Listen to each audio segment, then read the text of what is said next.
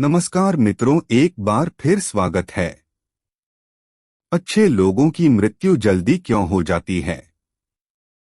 अक्सर यह देखा जाता है कि अच्छे से और धर्म से चलने वाले लोगों की मृत्यु अक्सर जल्दी ही हो जाती है। शास्त्रों में तो बताया गया है कि कलयुग में लोगों की उम्र 30 साल ही रह जाएगी और कलयुग का अंत होते होते इंसान की औसतन उम्र 20 साल ही रह जाएगी। आपने यह भी सुना होगा कि भगवान अच्छे लोगों को जल्दी बुला लेते हैं।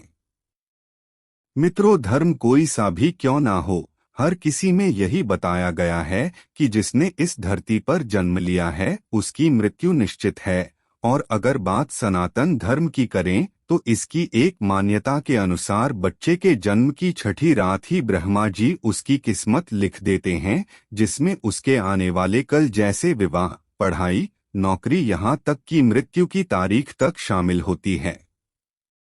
यह निर्णय तो भगवान ही करते हैं कि किसकी उम्र कितनी है। आपने यह कहावत भी जरूर सुनी होगी कि जितनी चाबी भरी राम ने उतना चले खिलौना। दोस्तों, इस कहावत में साफ है कि किसकी मृत्यु कब होनी है यह तो भगवान ही तय करते हैं। वैसे तो अच्छे लोगों की मृत्यु जल्दी हो जाने के पीछे कई कारण हैं, लेकिन पहला कारण समझने के लिए आपको यह जानना होगा कि हम जो कुछ भी इस जन्म में करते हैं उसका जवाब हमें ऊपर यमराज को देना होता है।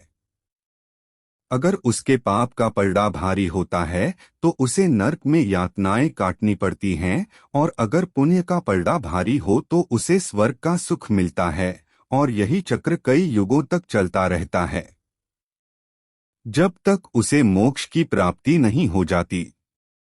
इस मृत्युलोक में हर कोई अपने किए की सजा ही भुगतने के लिए आता है। कोई आत्मा इंसान बनती है तो कोई जानवर के शरीर में प्रवेश करती है, ये उसके संचित कर्मों के आधार पर ही तय होता है। इसके अलावा उसे जन्म देने वाले माता पिता के संस्कार भी उसके अंदर आते हैं। इसके बाद वो जो कर्म करेगा उसके हिसाब से उसे पुण्यात्मा या फिर दुरात्मा कहा जाता है।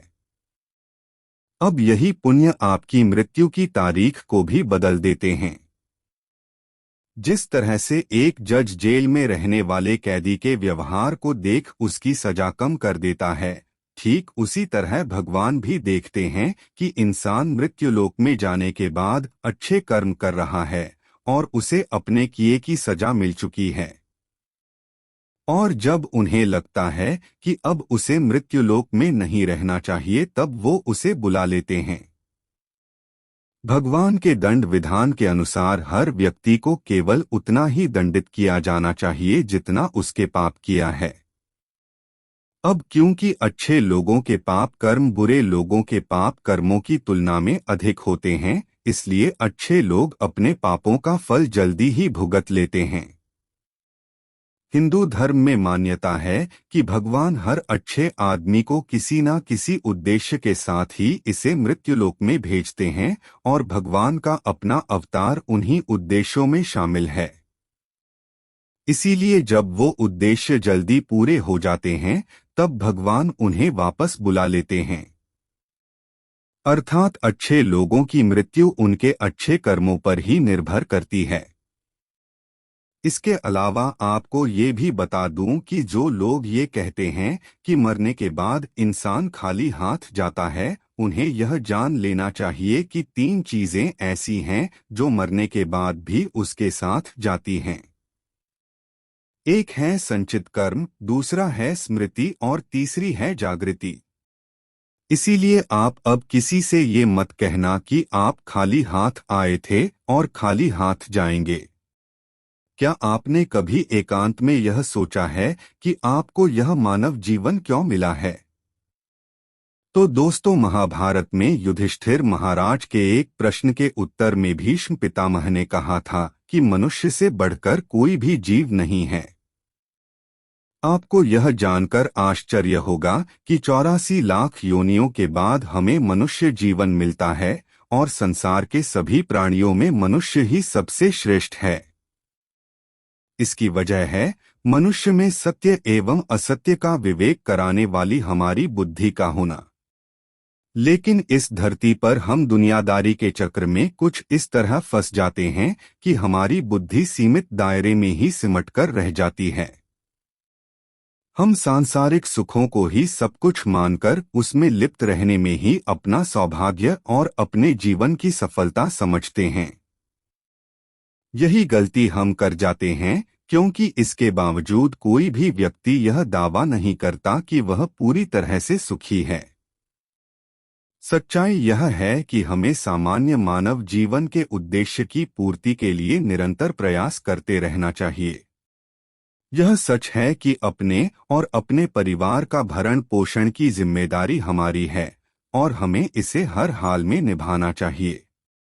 लेकिन क्या आपको यह मालूम है कि आप कहां से आए हैं और आपको कितने दिनों तक या कितने सालों तक इस जगत में रहना है और आपकी मंजिल क्या है? तो इन प्रश्नों के उत्तर में ज्यादातर लोग यही कहते हैं कि पता नहीं, ऐसे लोग बड़े ही अजीब होते हैं। वो यात्रा तो कर रहे होते हैं, पर यात्रा के संबंध में उन्हें कुछ जानकारी नहीं होती। उन्होंने मानव जीवन पाया है, लेकिन उन्हें अपने जीवन का लक्ष्य मालूम नहीं होता। हमारे आपके जीवन का मतलब है एक उद्देश्य खोज लेना और अपने भीतर शांत रहना। कहा गया है कि मनुष्य आनंद लोक का वासी है और आनंद के परमधाम तक पहुंचना ही उसके जीवन का एकमात्र लक्ष्य भी है। इसलिए मनुष्य को इस संसार की मृग मरीचिका से निकलकर भव्य जीवन की प्राप्ति के लिए साधना के मार्ग को अपनाकर अपने गंतव्य को पहचानना चाहिए। इसी तरह दोस्तों, श्रीमद् भगवद गीता में भी भगवान श्री कृष्ण कहते हैं कि ये एक आध्यात्मिक और ईश्वरीय जीवन का पद है, जिसे प्राप्त करके मनुष्य मोहित नहीं होता। अगर कोई जीवन के अंतिम समय में भी इस तरह की स्थिति में हो तो वह भगवत धाम में प्रवेश कर जाता है। मनुष्य कृष्ण भावनामृत या दिव्य जीवन को एक क्षण में तुरंत प्राप्त कर सकता है और हो सकता है कि उसे लाखों जन्मों के बाद भी यह प्राप्त न हो। दोस्तों, यह तो सत्य को समझने और स्वीकार करने की बात है। भगवत गीता कहती है कि वास्तविक जीवन का शुभारंभ इस बौद्धिक जीवन के पूरे होने पर होता है। दोस्तों, इन सभी बातों से यह तो स्पष्ट होता है कि हम सभी एक निश्चित समय के लिए धरती लोक पर आते हैं और कुछ विशेष कर्मों को करने के लिए आते हैं। अच्छे लोगों के साथ बुरा क्यों होता है? जब हमारे कर्म पूरे हो जाते हैं और इस जीवन के लक्ष्य प्राप्त हो जाते हैं, तो प्रभु हमें परलोक में एक सहज जगह प्रदान करते हैं। भगवान कृष्ण और अन्य कहते हैं कि वास्तविक जीवन तब शुरू होता है जब यह भौतिक जीवन समाप्त हो जाता है। मित्रों, जो लोग सदाचारी होते हैं और जीवन में अच्छे कर्म किए होते हैं, वे वास्तव में विशेष होते हैं। जब उनकी मृत्यु का समय निर्धारित हो तो दोस्तों, उनको इस दुनिया को छोड़कर आगे की यात्रा जारी रखनी होती है।